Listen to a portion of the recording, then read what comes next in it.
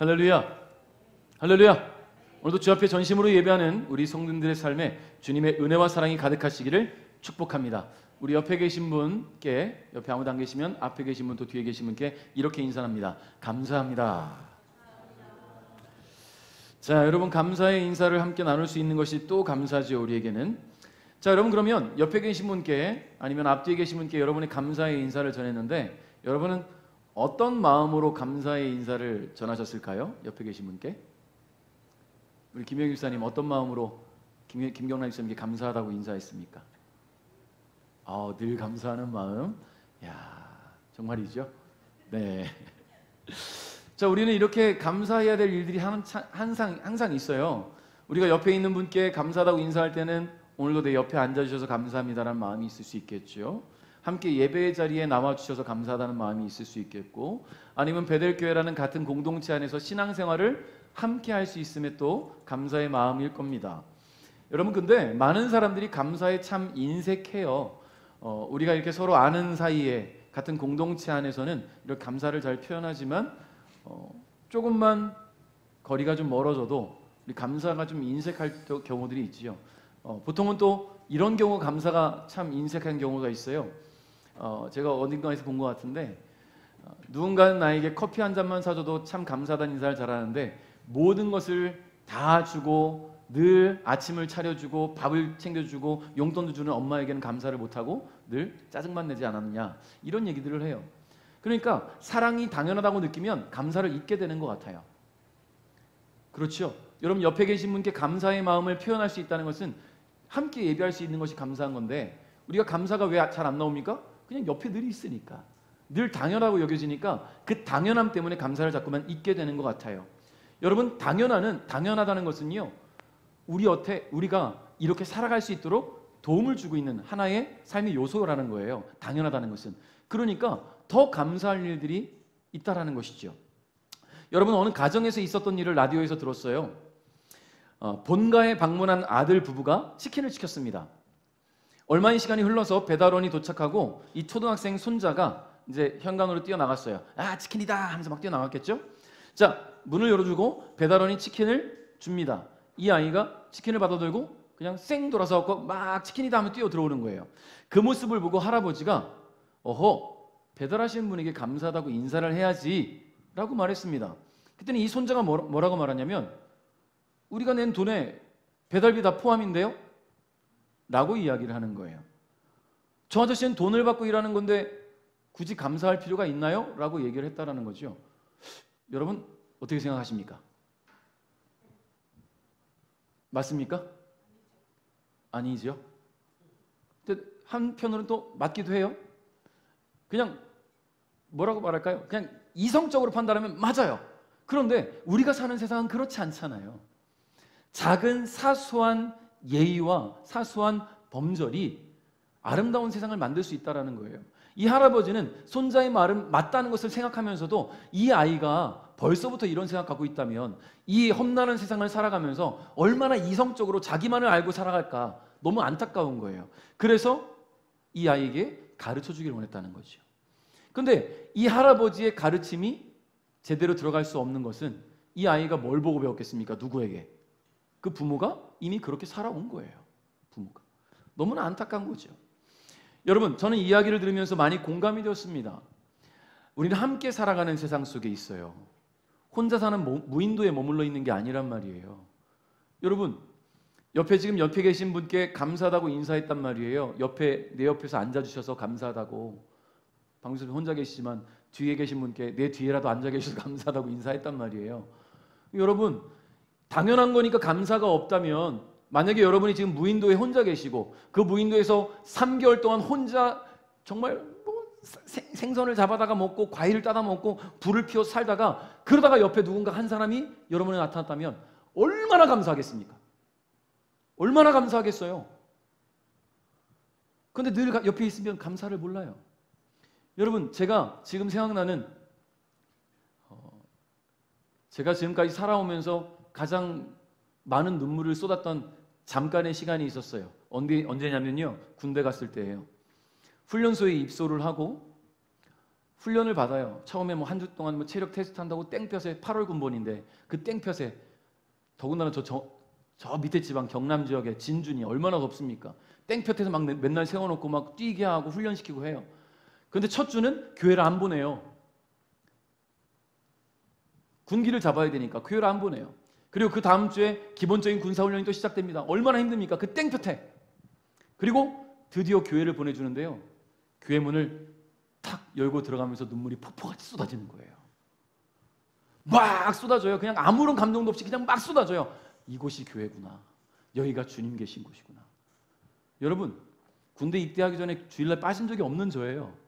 딱 한 주 훈련 때문에 못 갔는데 그 한 주 만에 눈물이 막 폭포 쏟아져요. 왜 그럴까요? 힘들어서. 그 한 주, 주일 한번 빠진 그 2주 동안이 너무 힘들어서. 이렇게 예배할 수 있는 것이 얼마나 큰 감사인지를 이제 알아서 감사의 눈물이 막 쏟아지는 거예요. 여러분 다 집에 성경책이 있으시죠? 여러분 성경책 집에 어디 있습니까? 어디 있는지 기억들 나요? 잘 모셔놨어요? 잘 모셔놓으면 안 되는데 읽어야 되는데 뭐 요즘이야 핸드폰으로 다 읽으니까 그렇다 치더라도 성경책 어디 있는지도 모르시는 분들 계시는데요. 우리가 이렇게 아무렇게나 방치하는 이 성경책을요, 저 북한 지하교회 성도들은 요거 하나 받고 싶어서 얼마나 애절하게 우는지 몰라요. 저 모퉁이도 선교회에서 북한으로 이 성경책을 보냈단 말이에요. 많은 곳에서부터 후원을 받아서 쓰던 거, 나 낡은 거 이런 걸 북한으로 보냈어요. 그 영상을 담은 걸 한번 제가 본 적이 있는데요. 그 성경책 하나 붙잡고 울어요. 말씀을 주셔서 감사하다고. 그 북한 지하교회 성도들이 펑펑 울어요. 하나님 말씀을 내가 읽을 수 있다는 것이 너무 감사해서. 여러분, 우리는 이렇게 감사할 게 많은데 왜 감사를 잊습니까? 당연해서예요. 당연해서. 여러분, 우리는 감사할 게 참 많습니다. 살아가는 세상 속에서 감사할 게 너무나 많아요. 우리는 말 한마디로 천냥빚을 갚는다고 하죠. 감사의 인사는 서로의 따뜻한 마음을 공유하고 보다 긍정적이고 아름다운 사회를 만들 수 있어요. 그리고 무엇보다 작은 일에 감사하고 그 마음을 표현할 줄 아는 사람은 사랑이신 하나님의 마음을 더 깊이 이해하는 사람 아니겠습니까? 하나님은 사랑이시니 그 하나님께서 우리에게 사랑을 주셨고 그 사랑을 나누라고 주셨으니까. 그러니까 서로 사랑하라는 그 하나님 말씀을 순종하고 살아가는 거예요. 여러분의 인생에 얼마나 많은 감사의 제목들이 있습니까? 매일 반복되는 일상이다 보니까 감사를 잊고 살진 않습니까? 근데 너무나 감사할 일이 많아요. 아침에 눈을 뜰 수 있음에 감사하고, 호흡할 수 있음에 감사하고, 좋은 환경 속에 살아가게 하시네 감사하고, 일할 수 있는 직장이 있음에 감사하고, 속 터놓고 이야기할 수 있는 친구가 있음에 감사하고, 사랑하는 가족이 곁에 있음에 감사할 수 있어요. 함께 예배할 수 있는 교회가 있고 공동체가 있음에 감사할 수 있다는 거예요. 카타콤이라고 말하는 중국의 지하교회와 북한의 지하교회 성도들처럼 저 땅굴 파서 들어가서 거기서 내 목소리가 새나가지 않게 조용히 찬양하고 기도하는 그 사람들, 그렇게라도 예배할 수 있음에 감사하는 사람들이 있는데 우리는 예배할 수 있는 공간이 있고 마음껏 찬양할 수 있고 나가서 누구에게나 예수님 믿으라고 전할 수도 있고 당연한 거니까. 근데 그것이 감사한 건데 우리는 당연해서 감사를 모른다는 거예요. 여러분, 오늘 우리는 맥주 감사주일로 예배하고 있습니다. 맥주절은요 6월절과 오순절, 이것과 함께 구약의 3대 절기 중에 하나로 이스라엘 백성들이, 유대인들이 지키는 절기예요. 6월절이 끝난 다음에 50일째 되는 날, 그때의 첫 수확물, 곡식의 수확물인 밀을 수확하고 그것을 감사해서 하나님께 드리는 그런 날이지요. 여러분, 6월절은요 이스라엘 자손이 애굽으로부터 해방된 것을 기념하며 지키는 절기가 6월절이란 말이에요. 여러분, 그로부터 50일째 되는 날이 오늘 우리가 지키고 있는 이 맥주 감사절인데, 여러분 우리가 이렇게 생각해 봅시다. 이스라엘 백성들이 6월절을 지키게 된 것이 하나님께서 이 이스라엘 백성들을, 유대인들을 구원하시기 위해서 10가지 재앙을 주셨어요. 마지막 재앙이 혹시 뭔지 기억나십니까? 장자의 죽음이었단 말이에요. 근데 이 장자의 죽음을 유대인들을 피해가게 하시기 위해서 뭘 명령하셨냐면 양의 새끼를 죽여서 그 피를 집의 문설주에 발라라. 그러면 내가 그 밤에 그 집을 보고 피를 보고 내가 넘어가겠다. 내가 너를 넘어갈 것이다. 이게 6월절의 의미예요. 내가 너를 넘어갈 것이다. 지키겠다라는 의미 아닙니까? 함께 하시겠다는 의미예요. 여러분, 그렇게 하나님께서 주신 은혜로, 6월절의 은혜로 그들은 애굽을 탈출했습니다. 근데 애굽에서 나와서 광야를 행하는 그 이스라엘 백성들, 이렇게 생각해 봅시다. 하나님의 은혜 없이 그들이 살 수가 있을까요? 광야에서 생존할 수가 없어요. 오히려 소규모로 이동을 했다면, 소규모로 이동했다면, 가면서 뭐 사냥도 하고 뭐 낚시도 하면 뭐 있을까 모르겠지만 그렇게 살 수는 있겠죠. 그런데요, 지금 200만이 이동하고 있어요. 200만이. 원주시 전체 인구의 한 6배 되는 인구가 한 번에 이동하고 있단 말이에요. 그 인구가 몇 년 동안? 40년 동안. 여러분, 그들은 스스로 생존할 수 없어요. 어디서 200만이 먹을 음식을 구합니까? 200만이 먹을 음식을. 하나님께서 주시는 만나로 그들은 200만 명이 먹을 수 있었어요. 고기 먹고 싶어요 했더니 하나님께서 메추라기를 보내셨단 말이에요. 메추라기를 통해서 고기를 먹었어요. 그들은 40년을 그렇게 하나님께서 주시는 것을 먹고 주시는 대로 씹고 그러면서 행했단 말이에요. 여러분, 광야는 한낮에 굉장히 뜨거워요. 그런데 하나님께서는 그 광야의 그 뜨거운 날씨를, 태양빛을 구름 기둥으로 가려주셨잖아요. 근데 그 구름 기둥이 단순히 그늘만을 주신 것이 아니라 이스라엘 백성들이 어디로 가야 할지를 알려주시는, 하나님께서 먼저 가시는 그런 은혜였다라는 거예요. 잘못된 길로 가다가 광야에서 유리다가 죽을 수밖에 없는데 하나님은 길을 안내하심과 동시에 그들이 뜨거운 태양빛에 열사병 걸려 죽지 않도록 그늘을 주셨고요. 밤이 되면 그 광야는 너무나 춥습니다. 그러나 하나님은 불기둥으로 그들을 따뜻하게 하시고 또 밤에도 이동할 수 있도록 하나님께서 인도하셨다는 거예요. 여러분, 그러니까 이스라엘은 철저하게 하나님의 은혜로 광야에서 생존할 수가 있었다는 거죠. 그렇게 광야를 지나 이제 약속의 땅 가나안에 들어갑니다. 여러분, 40년의 하나님의 은혜는요, 당연한 게 아니에요.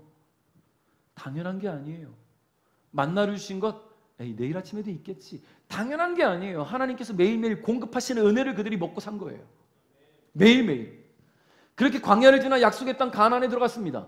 근데 가나안에 들어갔을 때 그 가나안 땅에서 또 일을 만나요. 그게 뭐냐면 가나안의 토속 민족들과 싸워야 되는 거예요.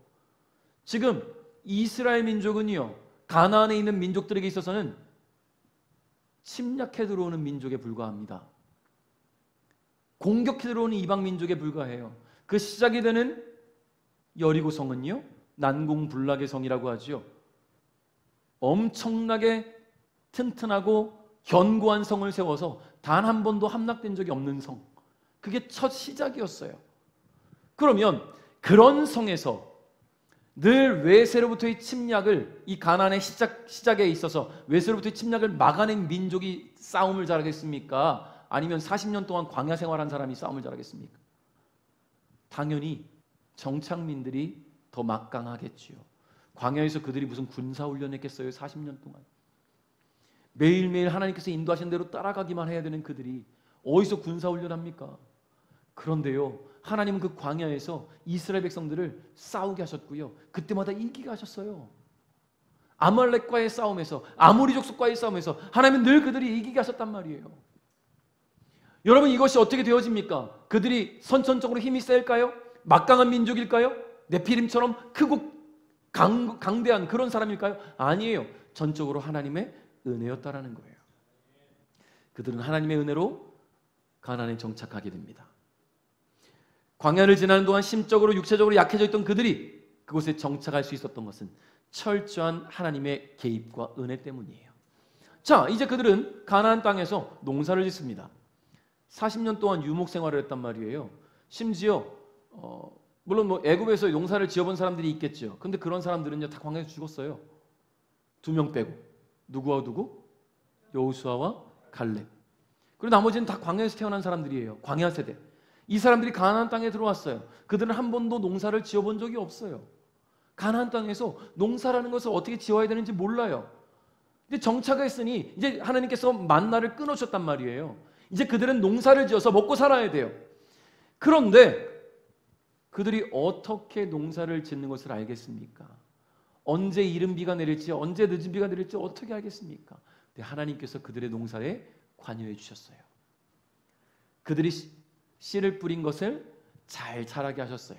이른 비를 내리시고 늦은 비를 내리시면서 처음으로 농사를 짓게 된 이 이스라엘 백성들로 하여금 첫 수확을 거두게 하셨습니다. 그 첫 수확물로 감사의 예물을 드리고 기념하게 하신 것이 바로 오늘 맥주절의 시작이라는 거예요. 할렐루야. 여러분, 당연한 건 아니라는 거예요. 당연한 건 없다라는 거죠. 철저하게 하나님의 은혜라는 겁니다. 오늘 본문 같이 읽어볼까요? 시작.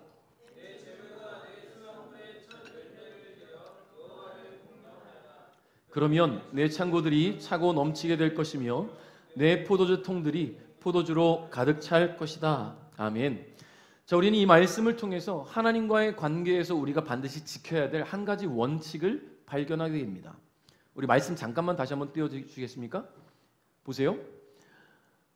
9절 마지막에 뭐라고 말하냐면 여호와를 공경하라. 그리고 10절의 시작에 그러면이라고 이야기를 하고 있어요. 여호와를 공경하여라. 그러면 뭐 어떻게 한다고요? 그렇죠. 무슨 말이냐면 복을 주시겠다라는 거예요.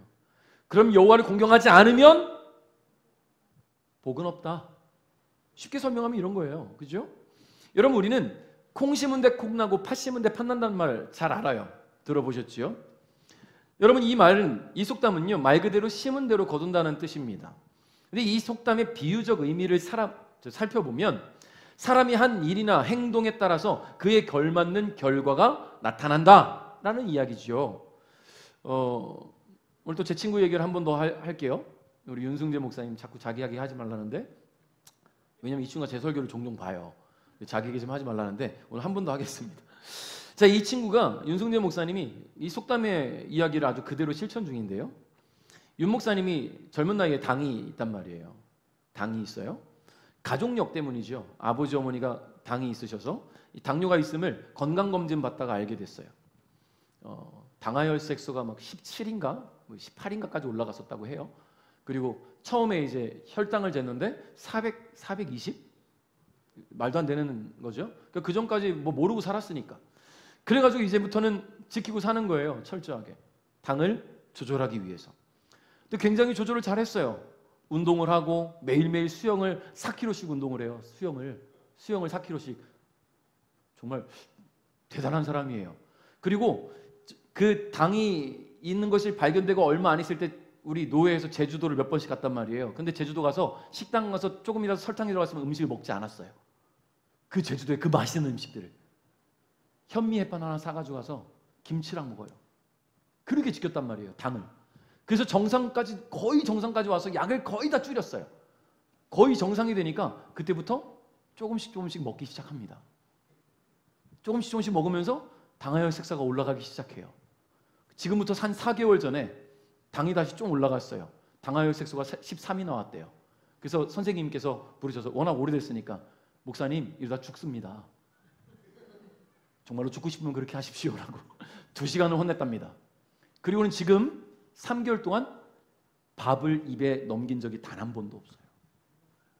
탄수화물을 완전히 싹 끊었어요. 매일매일 10,000보씩 걸어요. 10,000보씩. 이 팔에 이거 혈당을 바로 실시간으로 검사해 주는 걸 부착하고 매일매일 보고 매일 운동하고, 그래서 지금 다시 살쪄서 한 78까지 올라갔다 지금 70kg까지 다시 뺐어요. 누가 봐도 건강해요. 그러니까 심은 대로 거두는 걸 제대로 보여주고 있어요. 지금 굉장히 건강해졌어요. 그래서 조금만 더 하면 약도 끊을 수 있다라는 의사 선생님들의 소견에 지금 굉장히 운동을 열심히 하고 있죠. 여전히 쌀밥은 먹지 않아요. 두부를 먹거나 곤약을 먹거나 그렇게 하고 있더라고요. 여러분 보세요. 우리 삶의 모든 일들에는 인과응보가 있어요. 심은 대로 거두게 되는 것은 세상의 이치입니다. 그렇죠? 그런데 우리 하나님께 심는 것은 우리가 왜 이렇게 인색할까요? 하나님께 심으면 하나님께서 복 주시는 것을 알아요. 머리는 알아요. 말씀을 읽으면서 알아요. 그런데 왜 세상의 이치는 인과응보라 하면서 주님 앞에서는 우리가 심지 못할까요? 이미 너무나 많은 은혜를 당연하게 여기고 있기 때문이라는 겁니다. 오늘 말씀은 우리에게 이렇게 명령합니다. 여호와를 공경해라. 공경해라. 여러분 여호와 하나님을 공경하고 계십니까? 공경하고 계세요? 여러분 공경하는 것을 어떻게 표현할 수 있습니까? 공경한다는 것은요 존경과 경의를 표하는 태도란 말이죠. 상대방을 높이는 표현, 그 사람의 지위와 역할, 그 가치를 인정하고 그에 맞는 태도를 취하는 게 공경이에요. 우리는 어린 시절 공경해야 될 대상들이 있었어요. 어른을 공경해라, 부모님을 공경해라, 선생님을 공경해라. 여러분, 근데 그 공경에는요, 내 부모님 왜 공경합니까? 나를 낳아주시고 길러주시고 양육해주시고 용돈 주시고 입혀주시고 살아가게 하셨으니까 감사하니까 공경하는 거예요. 여러분, 아이들이 어른들을 공경하라고 아무리 얘기해도 공경 안 될 때는 뭡니까? 나랑 상관없는 어른이 공경이 안 되는 거예요. 나랑 상관없으니까 어른이 공경이 안 될 때가 있어요. 그런데 나랑 밀접한 관계가 있는 어른들은 공경이 되죠. 왜요? 받은 게 있으니까. 베풀어 주신 게 있으니까. 한마디로 이 공경에는요, 감사의 마음이 담겨 있다라는 이야기입니다. 하나님을 향한 우리의 공경에는 감사의 마음이 담겨 있어야 돼요. 하나님은 그 존재 자체로 공경의 대상이고요, 동시에 우리를 창조하신 창조주이시고 우리의 삶을 주관하시는 분이시기 때문에 우리 하나님께 늘 감사해야 됩니다. 우리의 삶, 우리의 생존, 우리의 소망이 모두 주님으로부터 비롯된 것이니까요. 믿으십니까? 누군가에게 감사의 인사를 여러분이 전한다고 생각해 보십시오. 형식적으로 감사합니다라고 할 수 있지만 우리는 마음에서 우러나는 감사를 표현할 때 상대방도 그런 우리의 감사의 표현에 함께 인사를 나누지 않겠어요? 여러분, 대체적으로 감사의 마음을 우리는 선물을 하기도 하고요, 우리 부모님이 감사하니까 용돈을 드리기도 하죠. 여러분, 개그맨 김원훈이라는 그 개그맨이 있는데요, 개그맨으로는 좀 활약을 잘 못하다가 이제 유튜브가 워낙 요즘은 대세가 되다 보니까 유튜브 활동을 하면서 소위 대박이 났어요. 구독자가 200만 명이 넘는다고 하니 얼마나 많은 수익이 있겠습니까? 그래서 부모님께 그 감사의 마음을 담아서 플렉스를 한번 하겠다. 보통 어른들이 쓰는 표현 중에 돈방석에 앉아보고 싶다라는 말을 하잖아요. 그래서 자기는 돈 침대를 생각을 했대요. 그래서 현금으로 1,000만 원을 찾아서 부모님 침대 이불을 걷고 거기다 1,000만 원짜리 쫙 깔아놓고 이불을 덮어놓고 부모님을 모시고 와서 짜잔 했더니 부모님이 놀라 자빠지는 거예요. 여러분, 왜 부모님께 그렇게 합니까? 감사하니까. 감사하니까. 여러분, 그러면 우리가 우리 인생의 창조주이시고 주관자이신 하나님께 어떻게 감사할 수 있을까? 오늘 본문을 기록한 솔로몬은 이렇게 이야기합니다. 9절 읽겠습니다. 시작.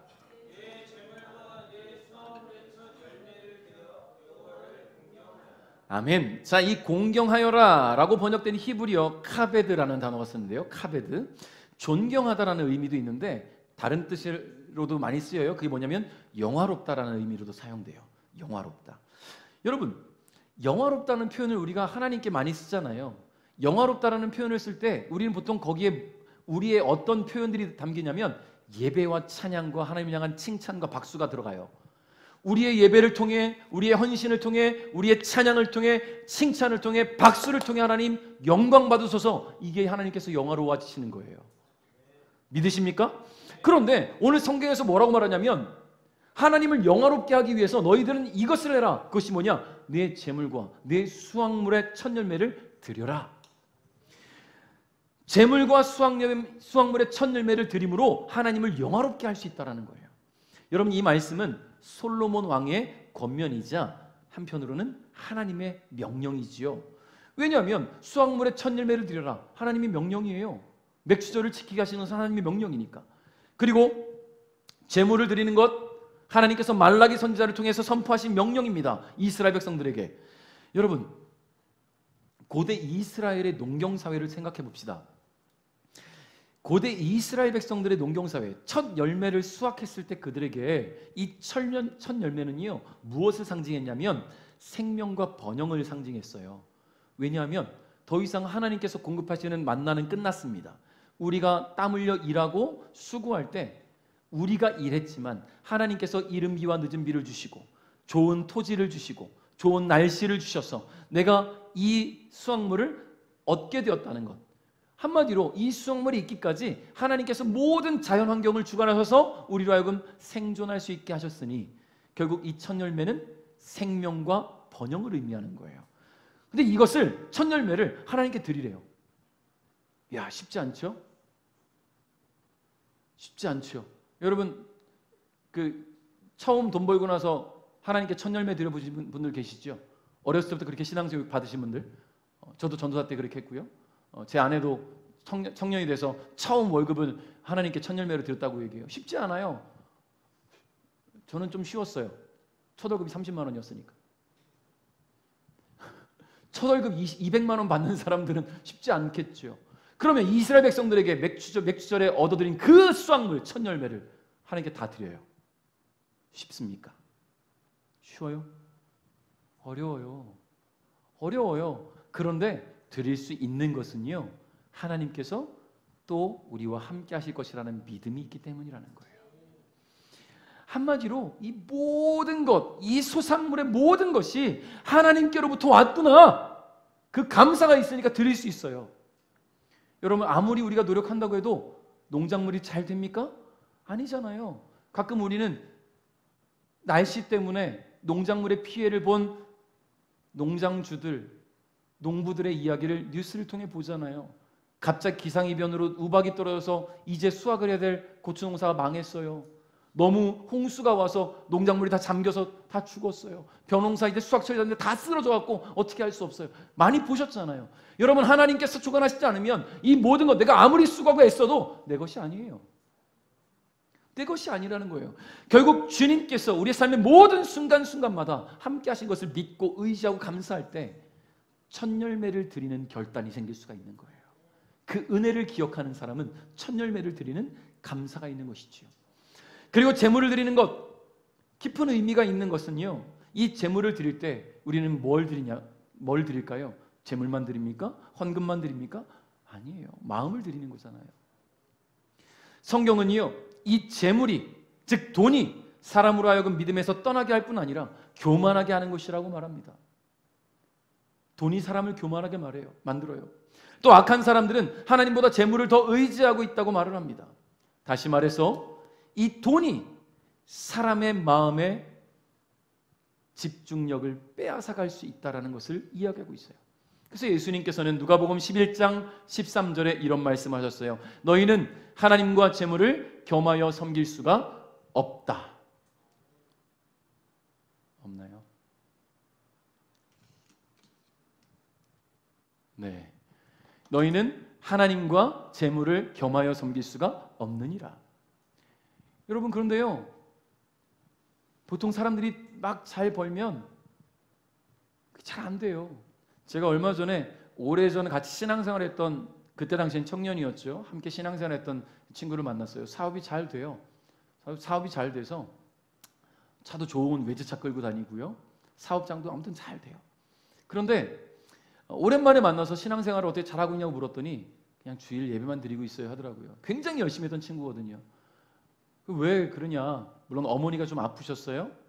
그리고 또 일이 또 바빴대요. 제가 이렇게 얘기했어요. 바빠서 주일을 지키지 못한다면 하나님께서 안 바쁘게 하시면 어떡할래? 네가 바빠서 주일을 못 지킬 때 하나님께서 안 바쁘게 하시면 너 그때 가서 후회하고 회개할래? 라고 얘기를 했어요. 여러분 어떻습니까? 하나님께서 안 바쁘게 하시면 여러분은 어떻게 할 거예요? 예전에 어떤 목사님이 그런 얘기를 하더라고요. 식당이, 목사님이 기도해주고 새로운 식당을 열면서 너무 부흥이 돼서 잘 됐대요. 11조를 막 100만 원씩 하던 분이 11조를 막 500만 원씩 하기 시작해요. 한 달에 5천만씩 버는 거죠. 그런데 어느 때는 주일을 안 지켜요. 11조를 안 해요. 목사님이 신방을 갔더니 주일날 너무 바빠가지고 장사하느라고. 그래서 목사님이 기도해 줬어요. 하나님, 이 집사님 장사가 너무 잘 돼서 주일날도 장사하고 있는데 장사 좀 덜 되게 해주십시오. 11조 500만 원인 게 너무 아까워서 11조 못하고 있는데 11조 50만 원만 하게 해주십시오. 여러분, 그러니까 기도 끝나자마자 이 집사님이 목사님 죄송해요. 다시 기도해 주세요. 이제 주일 지킬게요. 11조 할게요. 여러분 얼마나 야같습니까? 이미 주신 은혜는 다 잊어버리고. 여러분 그러지 마십시오. 마태복음 6장 21절에 이렇게 말씀하십니다. 예수님은 내 재물이 있는 곳에 내 마음도 있다. 딱이죠. 돈이 벌리니까 내 마음이 그걸로 가는 거예요. 주님의 은혜, 사랑, 함께 하시는 것들 당연하다고 생각하는 거예요. 성도 여러분, 여러분의 마음은 어디를 향하고 있습니까? 모든 은혜를 주신 하나님을 향하고 있습니까? 아니면 내가 수고해서 힘내서 땀 흘려서 벌었으니까 나를 칭찬하십니까?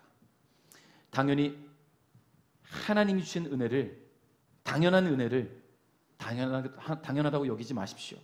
하나님을 사랑하신다면 감사하시기 바랍니다. 오늘 여러분 호흡하고 있음에 감사하시기 바랍니다.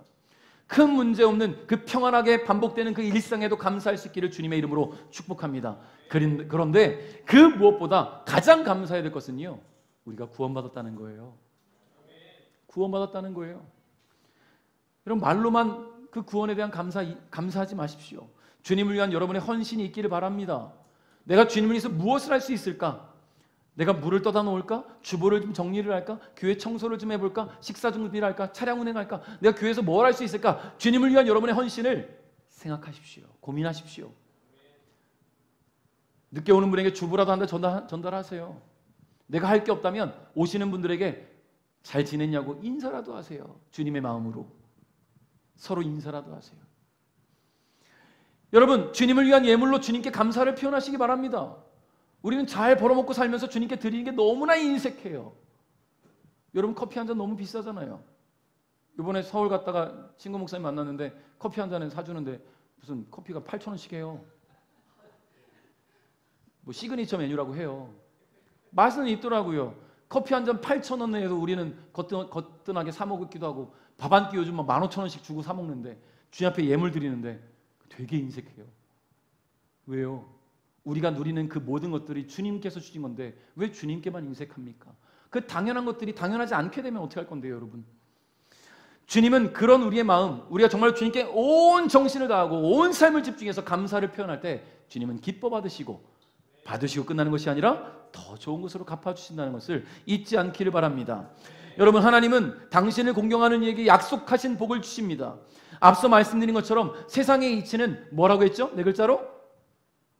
세상의 이치는 인과, 감사해요. 이렇게 금방금방 까먹고 계시니 제가 나중에 또 써먹을 수 있어. 자, 인과응보. 세상의 이치는 인과응보입니다. 그런데 이 인과응보를 우리 기독교적으로 하나님과 관계 속에서 우리는 이것을 뭐라고 말할 수 있냐면 두 글자로 언약이라고 말하는 거예요. 언약. 하나님은 친히 택하시고 부르신 당신의 백성과 언약을 맺으셨습니다. 그러니까 언약은 하나님과의 관계의 기초가 되는 거예요. 기초. 그렇죠, 여러분. 언약을요 아무하고나 맺지는 않잖아요. 그렇죠? 여러분, 여기 결혼하신 분들 혼인서약을 하잖아요. 물론 혼인서약은 뭐 계약 같은 건 아니지만 혼인서약 결혼할 때 혼인서약 하는 거 말고 저기 동사무소 가는 거 뭐? 혼인신고 맞아요. 저 혼인신고 했어요. 네, 오해하지 마십시오. 혼인서약은 결혼식에 했고, 혼인신고 했단 말이에요. 혼인신고를 아무하고나 해본 사람. 나는 혼인신고 그냥 옆집 여자랑 해봤다. 앞집 남자랑 나는 혼인신고 해봤다. 아니잖아요, 그죠? 나랑 관계없는 사람하고 혼인신고하면 난리 나요. 왜냐면 물을 수가 없어요. 이혼해야 돼요. 그러면 내가 사랑하는 사람과 혼인신고를 하는 거잖아요. 한마디로 계약이 이루어지는 거예요. 성립되는 거예요. 여러분, 집을 매매할 때 계약을 판매하는 사람과 사는 사람이 서로 주민등록증과 다 공개를 하고서 매매를 하지 않습니까? 갑자기 온 사람 말고 딴 사람한테, 아무도 모르는 사람한테 내 집을 내줄 수는 없잖아요. 여러분, 계약이라는 것은요, 이 언약이라는 것은요, 철저하게 관계가 있는 자들 사이에서 이루어지는 거예요. 하나님은 왜 당신의 백성들과 언약을 맺으셨습니까? 하나님이 우리를 창조하셨기 때문이에요. 할렐루야. 그런데 이 언약은 두 당사자 간의 합의가 있습니다. 이 언약의 두 당사자는요, 주체와 객체가 있죠. 그럼 언약의 주체가 되시는 분이 누굴까요? 하나님이에요. 하나님이 언약의 주체입니다. 언약을 주도하시고 제안하시고 그 모든 제안을 통해 지켜지는 약속들의 은혜를 주시는 분. 그러면 이 객체는 누굴까요? 바로 우리죠. 인간입니다. 하나님께서 주시는 그 언약을 우리가 지켜나갈 때 받을 수 있는 그런 은혜를 받은 사람들. 그래서 하나님은 아담하고 언약을 맺으셨고요, 노아하고 아브라함하고 다윗과도 이렇게 언약을 맺으셨어요. 개인과 언약을 맺으셨어요. 나를 잘 믿고 섬기면 너는 하늘의 별처럼 바닷가의 모래알처럼 자손을 갖게 될 것이다. 하나님 약속하셨잖아요. 그리고 때로는 이스라엘 전체와 이스라엘 민족 전체와 언약을 맺기도 하셨어요. 신의 산 언약.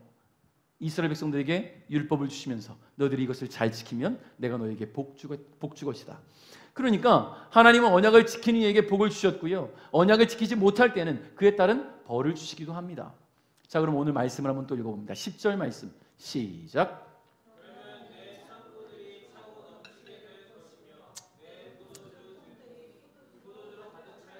아멘. 자, 여호와 하나님을 향해 마음을 다해 감사하고 공경할 때 하나님은 그 마음을 기억하시겠다는 이야기입니다. 그리고 더 큰 은혜로 채워주시겠다, 갚아주시겠다라는 거예요.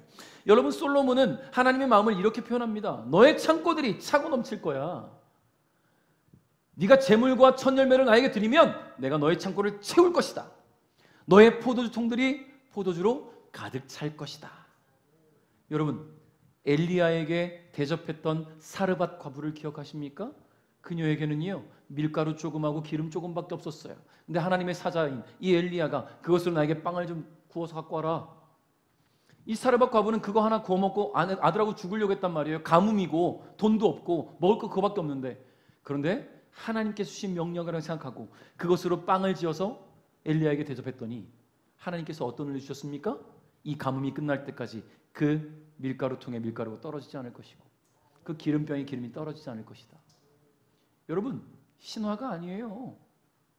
소설이 아니에요. 이거는 하나님의 약속의 말씀이 이미 구약에 성취되고 있던 것들을 우리는 다 보고 있다는 얘기예요. 그러면 그 은혜가 오늘 우리에게도 이어지고 있음을 잊지 않기를 바랍니다. 할렐루야.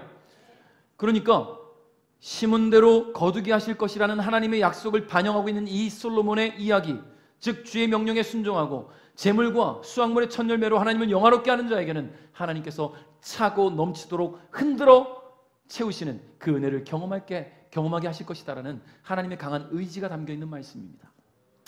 역대상 29장에는요 다윗 왕의 감사기도와 죽음이 기록되어 있는데요, 이 다윗은요 성전을 짓기 위해서 많은 재물을 준비하고 백성들로 하여금 아직 어린 솔로몬을 도와서 성전 건축에 좀 여러분이 참여할 것을 권면하고 있어요. 다윗은 자신의 개인적인 재산들을 하나님 앞에 아낌없이 드렸단 말이에요. 성전을 짓는 데 쓰기 위해서. 그리고 이 다윗이 드린 이 재산을 보면서, 이 재물을 보면서 이스라엘 백성들도 감동합니다. 모든 지도자와 백성들 또한 기쁜 마음으로 자원해서 예물을 드렸어요. 엄청난 양의 예물을. 더 갖고 오지 말라고 할 만큼 예물을 드렸어요. 왜 그러냐면 이미 다윗 왕궁에서 국고에 있는 돈으로 하나님께 예물을 드릴 수 있는데 자신의 개인적인 재물을 왕이 드리는 것은 쉽지 않아요. 그럼 평상시에 있을 수 없는 일이에요. 그런데 다윗은 하나님의 성전을 내가 하고 싶은 마음에 엄청난 예물을 드렸단 말이에요. 그때의 모든 백성들이 감동하고 함께 주님 앞에 예물을 드립니다. 그때 온 백성의 동참의 기쁨이 가득한 이 다윗이 하나님께 감사의 기도를 올려드리는데요, 이 생의 마지막 순간에 다윗이 하나님께 드린 기도의 핵심이 무엇인가? 아까부터 띄워져 있었는데 자, 지금 읽겠습니다. 역대상 29장 11절부터 14절 함께 읽어봅니다. 시작.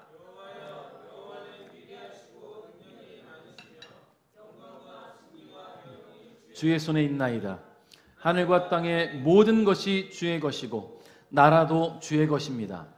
여호와여, 주는 모든 것을 다스리시는 분이십니다. 부와 명예도 주에게서 나오며 주는 모든 것을 다스리십니다. 누구든지 위대하고 강하게 할 수 있는 힘과 능력이 주께 있습니다. 우리 하나님 감사합니다. 주의 영광스러운 이름을 찬양합니다. 사실 이 일들은 저와 제 백성에게서 나온 것이 아닙니다. 모든 것이 주께로부터 나왔습니다. 우리는 주께서 주신 것을 돌려드린 것뿐입니다. 아멘. 할렐루야.